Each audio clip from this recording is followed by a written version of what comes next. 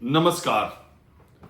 मैं इन दिनों बंगाल में एसआईआर को लेकर माहौल क्या है जानने के लिए आया हूं और मेरे बंगाल प्रवास के दौरान ही बिहार में प्रचंड जीत के साथ सत्ता में आई एनडीए का शपथ ग्रहण समारोह संपन्न हुआ। आपने देखा नीतीश कुमार के साथ साथ वहां मंत्रियों ने भी शपथ ग्रहण किया। प्रधानमंत्री समेत तमाम बड़े लोग एनडीए के तमाम नेता देश भर के शपथ ग्रहण समारोह में आए थे और बिहार का जिस तरह का जनमत था इस शपथ ग्रहण को लेकर पटना की सड़कों पर बड़ा उत्साह और उमंग देखने को भी मिला। तेजस्वी यादव जो बुरी तरह चुनाव हारे हैं, उन्होंने ट्वीट करके नीतीश कुमार को और उनके मंत्रियों को बधाई दी और बिहार के विकास के लिए सहयोग करने की बात भी कही। लेकिन आज बिहार के मंत्री परिषद की शपथ के साथ ही वर्तमान भारतीय राजनीति में भ्रष्टाचार और परिवारवाद का जो मुद्दा है उसकी आखिरी अर्थी भी उठ गई और ये मुद्दा मेरी समझ से अब की राजनीति में हमेशा के लिए दफन हो गया। अब हमें अब कोई नया रहनुमा, कोई नया चेहरा अब कभी आए या ना आए, जिसकी उम्मीद भी मुझे तो बहुत कम लगती है कि इस मुद्दे में फिर जान फूंक पाएगा। मैं ये बातें क्यों कह रहा हूं? देखिए, सबसे पहले मैं एक बात और बता दूं कि अगर आप किसी एक तरफ के खेमे में हैं और एक ही तरह की या एक खेमे की बात सुनना चाहते हैं तो ये वीडियो आपके लिए नहीं है। लेकिन आप देश की राजनीति के बारे में एक विमर्श चाहते हैं, ऐसे मुद्दे जिन पर हमको और आपको चर्चा करनी चाहिए, सोचना चाहिए, आत्ममंथन करना चाहिए। तो अगर ऐसे मुद्दों पर मैं सामने रख रहा हूं, आपके अपने विचार भी हो सकते हैं, लेकिन मेरी बातों को भी सुनिए, उस पर विचार कीजिए, मेरी बातों से सहमत हो ना हो। लोकतंत्र में सबसे बड़ी खूबी लोकतंत्र की होनी चाहिए कि एक आदमी की भी अगर आवाज आपके खिलाफ है तो उसकी बात सुनी जानी चाहिए। सबसे बड़ा पैमाना यही है। तो इसलिए किसी एक तरफ की ही बात सुनने के आदी हैं, तो मैंने आपसे पहले भी कहा था कि ऐसे वीडियो हजारों की संख्या में लोग रोज पोस्ट करते हैं जो आपके दिल को सुकून, दिमाग को आराम देता है। आप उन्हीं को सुनिए और उन्हीं पर चर्चा कीजिए, तो मुझे कोई ऐतराज नहीं। लेकिन मैं एक अलग बात करना चाहता हूं। मैं ये बातें क्यों कह रहा हूं कि भ्रष्टाचार और परिवारवाद के मुद्दे ने आज आखिरी अर्थी उठ गई वर्तमान भारतीय राजनीति में से। मैं ये बातें इसलिए कह रहा हूं। और दूसरी इंपॉर्टेंट बात, केदारनाथ सिंह प्रख्यात लेखक लिखते हैं कि लेखक को अपनी रचनाओं में कुछ गड्ढे छोड़ देने चाहिए। पाठक समय काल परिस्थितियों के हिसाब से उन गड्ढों को भरता रहे। इसी तरह और उसी तर्ज पर मैं आज के इस कार्यक्रम में सिवाय प्रधानमंत्री नरेंद्र मोदी और नीतीश कुमार के मैं किसी और का नाम, किसी नेता का नहीं लूंगा। दिन भर आप फोन पर रहते ही हैं, दिन भर आपको सारी जानकारियां रहती हैं, तो आप अपने हिसाब से हमारे फिल इन द ब्लैंक्स में वो नाम भर लीजिएगा। बात यह कह रहा हूं कि इस देश को आज के 10-12 साल पहले जब प्रधानमंत्री नरेंद्र मोदी प्रधानमंत्री पद के उम्मीदवार के तौर पर देश के सामने आए थे तो एक ताजी और नई हवा का झोंका था। प्रधानमंत्री मंच से जब परिवारवाद और भ्रष्टाचार के खिलाफ बोलते थे तो लगता था कि एक ऐसा शख्स जिसके अंदर एक इकबाल है, जो जनता के समर्थन से एक शानदार और प्रखर नेतृत्व दे रहा है। अभी तक गुजरात में महदूद थे, अब वो राष्ट्रीय स्तर पर आकर के खुली चुनौती दे रहे हैं कि भारत की राजनीति से वो भ्रष्टाचार और परिवारवाद, ये जो दो दंश हैं, वो उनको खत्म कर देंगे। बिहार की जनता ने नीतीश कुमार को अपने सर आंखों पर इसलिए ही बैठाया था कि 15 वर्षों के तथाकथित क्या लालू राज, जंगल राज जिसे कहा गया, उससे मुक्ति मिले परिवारवाद से मुक्ति मिले। नीतीश कुमार ने अपनी पूरी जिंदगी व्यक्तिगत ईमानदारी और परिवारवाद से कोई समझौता नहीं किया, इसमें कोई दो राय नहीं। प्रधानमंत्री नरेंद्र मोदी ने भी अपनी व्यक्तिगत जिंदगी में और भ्रष्टाचार से कोई समझौता नहीं किया। अभी तक जो चीजें उनके सामने हैं, उनके परिवार को देख लिए, परिवार के किसी सदस्य को बढ़ाने का प्रधानमंत्री पर कोई आरोप कभी से नहीं लगा। और इतने वर्षों तक मुख्यमंत्री और प्रधानमंत्री रहने के बाद व्यक्तिगत ईमानदारी पर कोई भी सवाल नहीं उठा। बहुत बड़ा मौका था इन दो चेहरों के पास। ऐसा जनमत बिहार में मिला था कि ये जो चाहते वो करते, लेकिन ऐसी क्या मजबूरियां हैं। बिहार में जिन लोगों ने आज मंत्री पद की शपथ ली, उनमें से 8 मंत्री ऐसे हैं जो किसी नेता के बेटे हैं, किसी नेता की पत्नी है, किसी नेता के भाई हैं। उसमें से आधा दर्जन के करीब मंत्री ऐसे हैं जिनके हाल के दिनों में गंभीर भ्रष्टाचार के आरोप लगे, गंभीर मैं कहता हूं। और आज ये सब लोग शपथ ग्रहण कर रहे थे और नीतीश कुमार और प्रधानमंत्री तालियां बजा रहे थे एक ही मंच पर।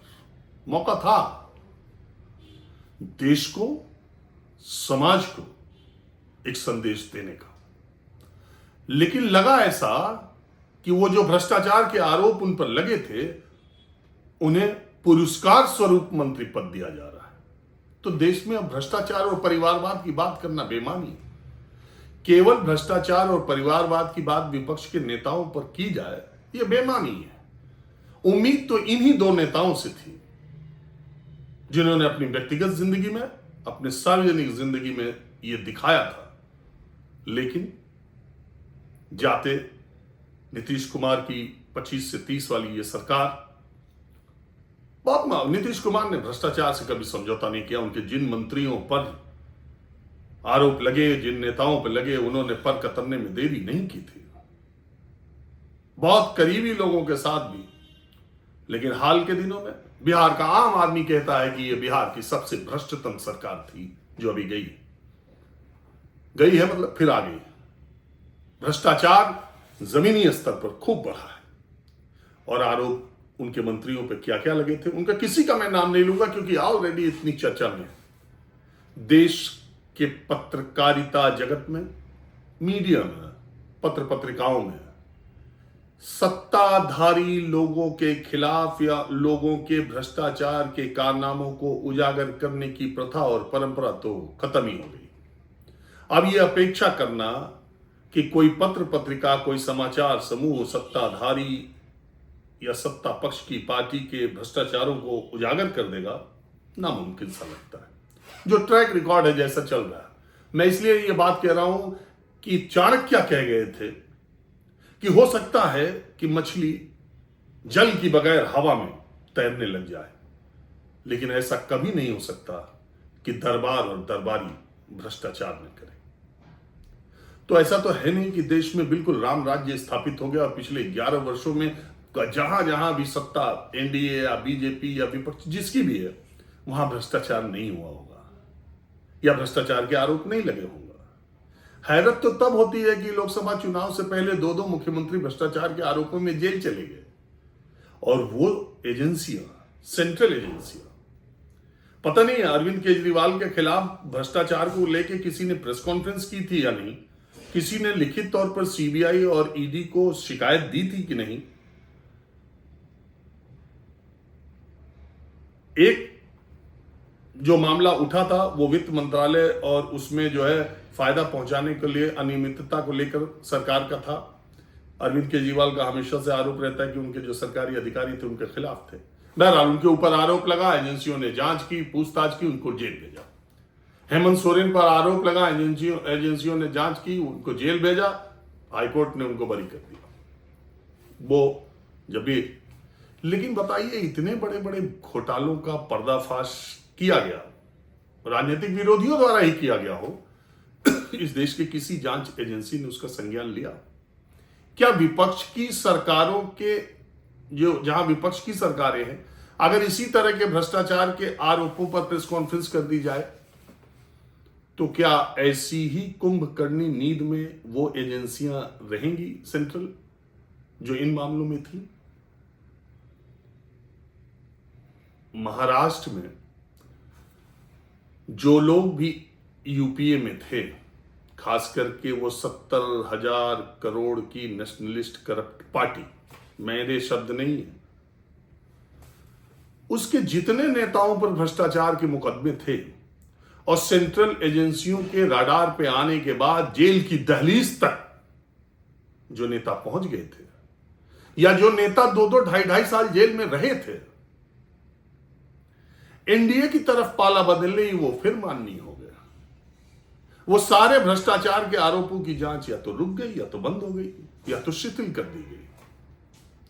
शिथिल कर दी गई या हो गई, और वो सारे लोग अब सत्ता में हैं और उन्हीं उसी तरह की भूमिका में है जैसे कांग्रेस के साथ गठबंधन में थे।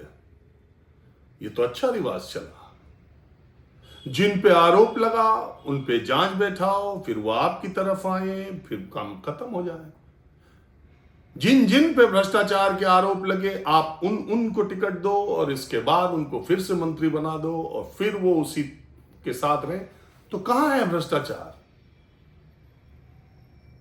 किसी के ऊपर आरोप लगे और दोबारा उसे मंत्री बनाया जाए तो इससे यह सिद्ध होता है कि उसका नेतृत्व उसके ऊपर लगे आरोपों को सही नहीं मानता है और वो जज है बिना जांच के, बिना किसी चीज के। और इससे यह भी मैसेज जाता है कि तुम्हारे आरोप लगा देने से हम अपने लोगों को, चाहे वो भ्रष्टाचार कर रहे हैं या नहीं कर रहे, उनके खिलाफ कोई कार्रवाई करने नहीं जा रहे। कोई कार्रवाई नहीं। हां, अगर वो विपक्ष में जाएंगे तो इस फाइल का इस्तेमाल हो सकता है, कभी हमें छोड़ के जाएं तो इसका इस्तेमाल हो सकता है। परिवारवाद की जहां तक मैं बात कर रहा हूं, इस देश में बिहार और उत्तर, खैर हर जगह है, लेकिन तभी मैं 2 जगह की बात ये कर रहा हूं। काशीराम ने मुलायम सिंह यादव से प्लेन में कहा था कि मुलायम सिंह दिल्ली से लखनऊ आ रहे थे, तो उन्होंने कहा था कि मुलायम सिंह, और इस बात का जिक्र चंद्रशेखर जी ने, पूर्व प्रधानमंत्री ने किया। उन्होंने मुलायम सिंह से कहा कि मुलायम सिंह, जब तक तुम जो है चंद्रशेखर जी के साथ सचपा में रहोगे और वो राष्ट्रीय अध्यक्ष रहेंगे, तब तक उत्तर प्रदेश का पिछड़ा तुम्हारे साथ नहीं जुड़ेगा। तुम्हें एक पार्टी खुद बनानी चाहिए और उसका राष्ट्रीय अध्यक्ष बनना चाहिए। पिछड़ों का नेता बनने के लिए पिछड़े को आगे आना पड़ेगा, दलित का नेता बनने के लिए दलित को आगे आना पड़ेगा, पिछड़े तभी आपके साथ आएंगे। यह फार्मूला उन्होंने दिया था। और काशीराम ही इस देश में वो व्यक्ति हैं जिन्होंने जातियों की अलग अलग पहचान को, जितना मैंने पढ़ा है, उत्तर भारत में, खास करके उत्तर प्रदेश में बड़ा स्टेट है, जातियों को उन्होंने जिस हिसाब से देखा और जो प्रयोग किया था, काशीराम को मैं बहुत अलग तरह का उनका मॉडस ऑपरेंडी थी, बहुत अलग तरह का समाज को समझने की शक्ति थी। और आज ये सारे लोग जो आपको सत्ता में दिखाई दे रहे हैं, उस वर्ग के लोग, उन सबको काशीराम का ऋणी होना चाहिए। काशीराम ने, जैसे यूपी में आप ले लीजिए, उन्होंने सब छोटी छोटी जातियों के, आज जितने संजय निषाद हो, ओम प्रकाश राजभर हो, जितने लोग भी हैं, वो सब काशीराम की ही स्कूल से निकले। अब उत्तर प्रदेश और बिहार में तो गजब हो गया। पटेलों की एक पार्टी है, सोनेलाल पटेल जी ने बनाई थी, बड़ी मेहनत की थी उन्होंने। सोनेलाल पटेल जी ने वो पार्टी बनाई थी, उसको पटेलों की पार्टी यानी कुर्मियों की पार्टी उत्तर प्रदेश में कहा गया। जहां जहां कुर्मी वोटों की संख्या ज्यादा है, गठबंधन में वो सीटें उनको मिल जाती हैं। वो दूसरी जाति के लोगों को और भी आरोप लगते हैं, उधर टिकट जाता है और टिकट चुनावी जीत मिलती है। पत्नी दिल्ली में मंत्री है और पति उत्तर प्रदेश में मंत्री है। संजय निषाद खुद मंत्री हैं, उनके बेटे सांसद हैं। ओम प्रकाश राजभर खुद मंत्री हैं, उनके बेटे ही लोकसभा का चुनाव लड़ेंगे। अभी विधानसभा का चुनाव होगा तो हो सकता है वो भी लड़े। वो राजभरों की पार्टी है, वो निषादों की पार्टी है। बिहार में माझी की पार्टी, माझी समुदाय के लोगों का नाम लेकर के, माझी का वोट जहां जहां है वो सीटों पर कुशवाहा जी ने कुशवाहा सीटें जहां जहां है उस पर दावा ठोका, लिया। और जो विधायक चुन के दोनों पार्टियों में आए, 6 में से 5, उनमें से किसी को मंत्री लायक नहीं समझा गया। उन्होंने अपने बेटे को मंत्री बना दिया, उन्होंने अपने बेटे को मंत्री बना दिया। वो केंद्र में मंत्री ऑलरेडी है, हो सकता है फिर कुशवाहा जी भी केंद्र में मंत्री बन जाए। बाप उधर मंत्री, बेटे यहां मंत्री। जो विधायक जीत के आए वो कोई मंत्री लायक नहीं। तो इसलिए पहली बात तो ये। दूसरी बात, महिलाओं का वोट नीतीश कुमार को तो इतना मिला, और महिलाओं के कोटे से भी जो मंत्री बनी है उसमें एक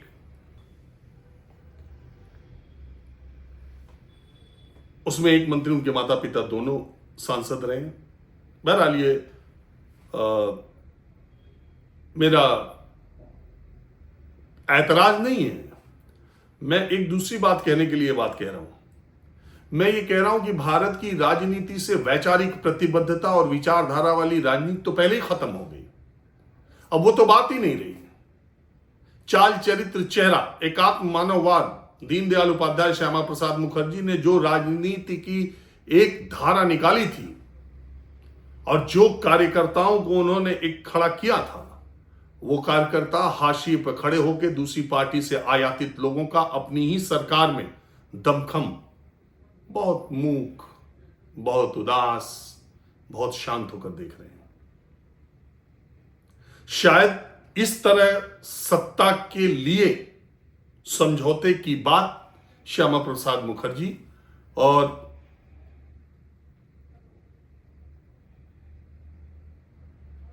दीनदयाल उपाध्याय जी और अटल जी ने भी कभी सपने में नहीं सोचा होगा।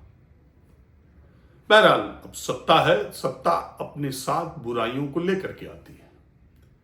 बहुत सारे लोग इस मान्यता के हैं कि जो बुराइयां सत्ता के साथ साथ कांग्रेस पार्टी में इतने वर्षों तक राज करने के बाद आई, राज का यही सिलसिला बीजेपी का भी लंबा रहा, तो बीजेपी कहती थी कि उसे कांग्रेस मुक्त भारत करना है। बीजेपी ही कांग्रेस मुक्त भारत करने की बजाय कांग्रेस युक्त हो जाएगी। हो ही रही है, आप देख ही लीजिए। सेंटर में भी मंत्रियों को देख लीजिए, उनके चेहरे देख लीजिए, किन पार्टियों से आए थे। तो और सुन लीजिए, हाँ, आरोप हमारे लगाए हुए नहीं, हमने जिनसे उम्मीद की थी उन्हीं के आरोप लगाए हुए हैं। 50 करोड़ की गर्लफ्रेंड वाला भी तो आपने ही सुना होगा, वो तो किसी का है नहीं। वो भी संकेत मिलने लगे हैं कि केरल चुनाव से पहले इधर ही आने वाले, पता नहीं आएंगे कि नहीं, मुझे पता नहीं, संकेत मिलने लगे। तो मूल बात यह है कि राजनीतिक विचारधारा की और प्रतिबद्धता की राजनीति तो पहले ही खत्म हो गई। अब इस देश का जो नौजवान है, जो राजनीति में आने के लिए बहुत आतुर है, और ऐसा हो सकता है कि उसे टेलीविजन चैनल पर प्रवक्ता बना के भेज दिया जाए और बहुत मुखर तरीके से वो अपनी बात रखे, मगर वो राजनीति इतनी बड़ी पार्टियों में सबको इंगेज करना ही है कि इसको कहीं लगाना किसी ने। लेकिन अगर आप युवा नेता बनने के बारे में सोच रहे हैं तो मुझे लगता है कि आपको वो विचार त्याग देना चाहिए। अब राजनीतिक कार्यकर्ता जिसके पिता, जिसका भाई, जिसकी माँ, जिसके दादाजी या जिसके नाना जी का राजनीतिक बैकग्राउंड नहीं है, तो एक सामान्य घर के युवा का राजनीतिक किसी भी राजनीतिक दल में काम करके आगे बढ़ना दिनों दिन असंभव होता जा रहा है। बिहार के मंत्रियों की लिस्ट से कुछ सकारात्मक संदेश भी मिले हैं, लेकिन यह संदेश बड़ा मिला है कि इससे कोई फर्क नहीं पड़ता कि आपके ऊपर आरोप क्या है क्या नहीं है। नेताओं के बेटे, नेताओं के रिश्तेदारों को बिना चुनाव लड़ाया भी मंत्री बनाया जा सकता है। नेता का बेटा मंत्री, उसी नेता की बहू विधायक, उसी नेता की समधन विधायक, नेता की पत्नी को चुनाव चिन्ह वही नेता देता है। उसकी पार्टी से 5 विधायक जीत करके आते हैं, वो 5 मंत्री नहीं बनते, एक ऐसा उसका बेटा बनता है जो कि किसी सदन का सदस्य नहीं है। तो वो होता है ना, हमारे आपके यहां जो डॉक्टर्स बड़े बड़े नर्सिंग होम खोल देते हैं, फिर उसके बाद नर्सिंग होम खोलने के बाद अगर उनका बेटा पढ़ने में नहीं अच्छा है तो वो मोटी फीस दे करके अपने बेटे को डॉक्टर बनाते हैं। फिर वो बहू डॉक्टर खोजते हैं और फिर वो इंतजाम करते हैं कि वो बेटा और बहू उसी में आकर के बैठे और उसके नर्सिंग होम को चलाए। मरीजों पर डॉक्टर थोप दिया जाता है। अब उस डॉक्टर के अंदर हो ना हो, कुछ दिन तक रहते रहते रहते रहते व्यवस्था बन जाती है, नर्सिंग होम चलता रहता है। तो जनता पर अब नेता थोपे जाने लगे। तो युवा नेताओं के लिए मुझे लगता है, और खास करके अगर वो गरीब है, गुदड़ी में लाल तो हमेशा हुए हैं। मैं ऐसा नहीं कहता कि